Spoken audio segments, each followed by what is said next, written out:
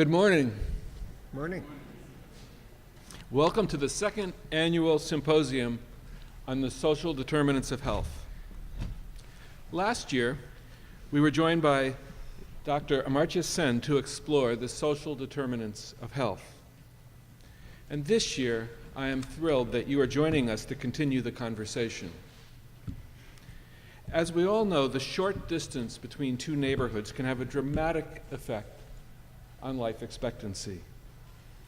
Now, one might expect such a difference when comparing modern countries with developing nations. But the truth is, the issue arises here at home as well. Only 6 miles separate the Baltimore neighborhoods of Roland Park and Holland's Market, but there is a 20-year difference in average life expectancy. Today, we embark on a mission to act on this difference, to find solutions to the inequities. Now, when we think about the social determinants of health, we are not only talking about health services, but also access to housing, education, social support, employment, and other critical factors that together determine health outcomes. In fact, social inequalities help explain why the United States still has poor health outcomes on broad measures of health, despite all the money we spend on medical care. When it comes to infant mortality, life expectancy, in the United States, we rank lower than most all industrial countries. In fact, if Baltimore were a country, it would rank 76th in the world for infant mortality. So today, we are attempting to understand and begin to address the social factors that drive such health inequalities. Our understanding is important to reverse these trends and statistics. So today, I welcome you all to our discussion. In the audience are Johns Hopkins faculty, students, and staff who have come together to share their stories and to learn more about the work of our community. I also welcome our colleagues from other universities. And our focus this year, I'm really pleased to say, has expanded to include our city of Baltimore. So I also welcome the community leaders and other members who have joined us here today for the discussion. We look forward to a vibrant discussion that will point to solutions, or at least the next steps. The conference will begin with a keynote address by Sir Michael Marmot, chair of WHO's Commission on Social Determinants of Health, and it will conclude with an address by Dr. Anthony Eaton, president of the California Endowment. We have an outstanding lineup of faculty for the program. I want to personally thank Dr. Robert Blum and his staff at the Urban Health Institute for planning and organizing the symposium. You've recruited an outstanding set of participants, and I look forward to hearing the information that they will share and the dialogue that will ensue. And the sessions today will explore many of the different kinds of relationships between where one lives and one's health status.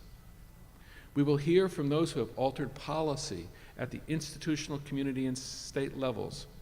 We will explore how racism creates inequalities and how others have addressed institutional racism so that we in Baltimore can learn from their stories. We will also hear from local and national leaders who have dedicated their lives to building social capital.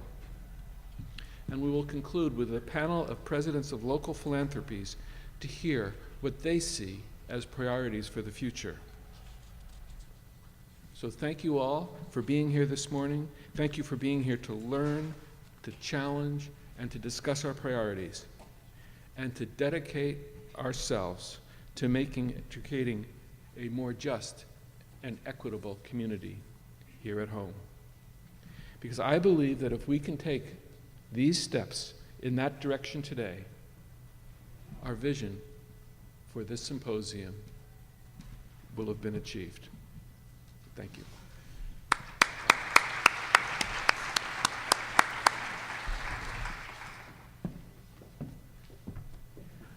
Provost Bagger, thank you very much. And it is a tremendous pleasure to welcome you here to Shriver Hall and to this, the second symposium on the social determinants of health. As it says in the program, the focus is on action to equity. This is not a one-off symposium, a single-day event. This is part of a process.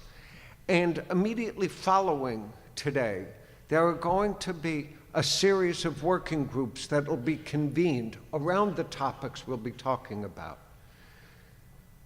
and opportunities for you to engage in an ongoing way, both in the discussion and in the solutions. So there'll be local working groups. But in addition, we're going to be having conversations of Johns Hopkins University being part of a more global community of universities focused on the social determinants of health, and on a network of cities and communities across the world focused on measuring and monitoring our neighborhoods so as to continuously improve their outcomes. Our goal today has been to make a symposium in an auditorium this size interactive. It's a challenge. So one of the things that you each have been given, and if you haven't, you can get one after Sir Michael's presentation, is a clicker. Throughout the day, there are going to be questions posed, and if you turn it on, it will record your answer. If you don't, it won't. So this will be an opportunity for you to be continuously engaged. Secondly, as presentations are going on, for those who are on Facebook, please post your questions on Facebook. What you need to do is like the Urban Health Institute, and you can post questions throughout the session, and we will be collecting them. Kate Neely from the School of Medicine is in fact collecting those.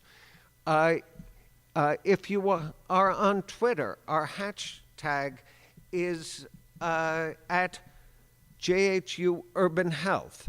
And again, you can submit your questions that way. And for those of us over 35, we also have note cards. And if you need a pencil or a sharpener, let us know. And if you write your question, there are people in the back who all you have to do is raise the card, and they will come and collect them. We will key them in. So when we have the question and answer period, they will be projected. The questions that you raise will be projected for the panels to respond to. One of the realities of a session such as this is that all of the questions people ask are not going to be able to be responded to in the 15 minutes that we have.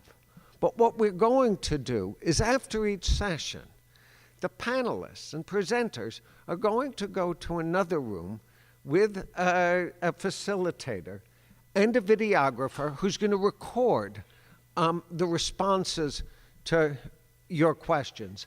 And we will be posting them on our website. So, as the next panel is going on, there's opportunity to learn more from our panels and presenters. Additionally, what we're going to be doing within 2 months, and we have a commitment to turn this around within 2 months, is to put together a proceedings from today's symposium and a series of briefs that will be the information bases for taking this work forward in our community. We call this Lessons Learned and the Path Forward. You are here today to create that path forward. I hope you find it stimulating, interesting, educational, and most importantly, I hope you find yourselves prepared to continue the work ahead of us. Thank you very much.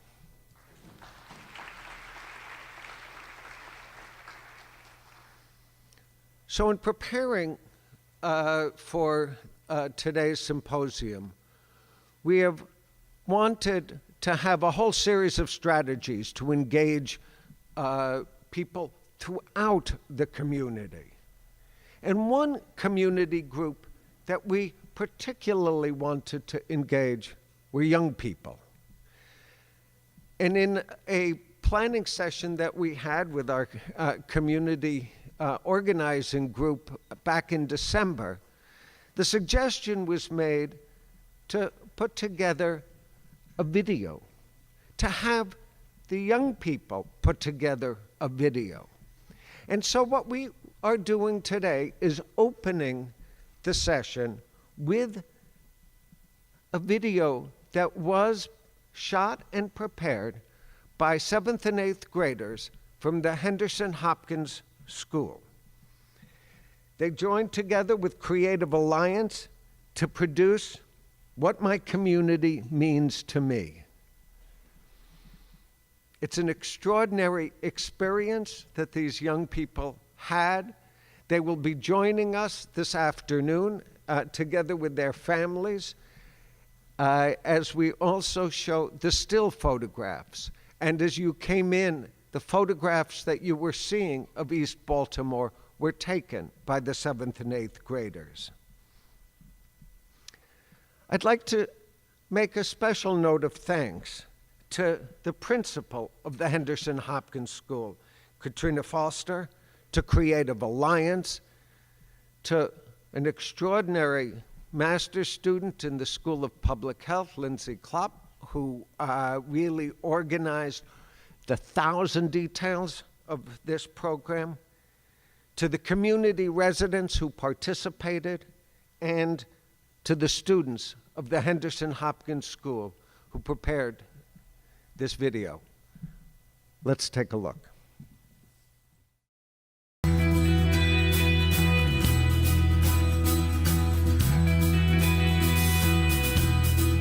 Born and raised in East Baltimore in this community, and I feel honored and blessed to be able to come back to the community and serve at the school, helping other young people. I'm a paraeducator in the kindergarten. I've been in Baltimore City Public Schools for 7 years now. I'm a mom of one, and I'm married to a wonderful man, and I love being a school social worker. I am a wife. I am a mother of 3. I am an ordained evangelist. Came to teach in Baltimore City 2 years ago here at East Baltimore Community School. I'm pursuing a master's at Johns Hopkins University, which I'll have in May. I am a product of East Baltimore. Born in this neighborhood, know quite a bit about it. I remember quite a bit about it.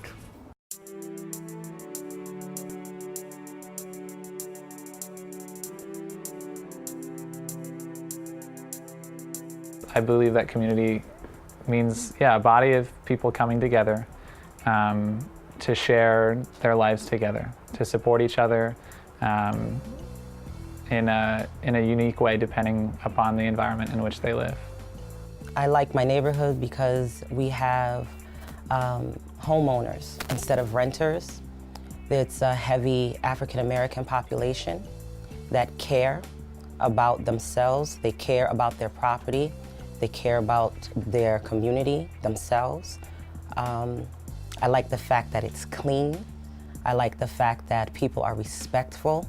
There's so many different neighborhoods. You can walk across the street and be in a different neighborhood and a different part of town, and I really like that about Baltimore. One thing that I want people to know about this community, it is very much in transition, and I know that there's still a lot of people within it who really care about the community as it was and also as it will be in the future. And they're people that are really working hard to preserve the past while moving into the future.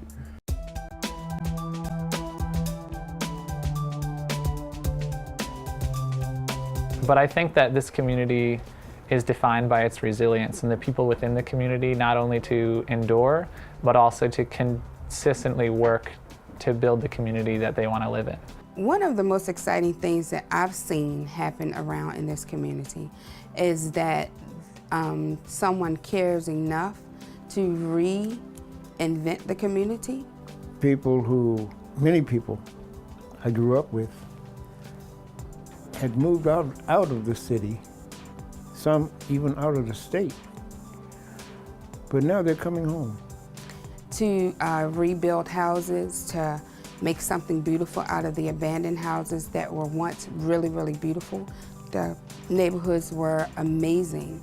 So now that I look around and I see all of the construction going on, and there's a new school being built, I think it's amazing. I think it's fantastic because a lot of the community members that moved out of the area can now come back into the area and enjoy those things. Keep the faith. It will rise again.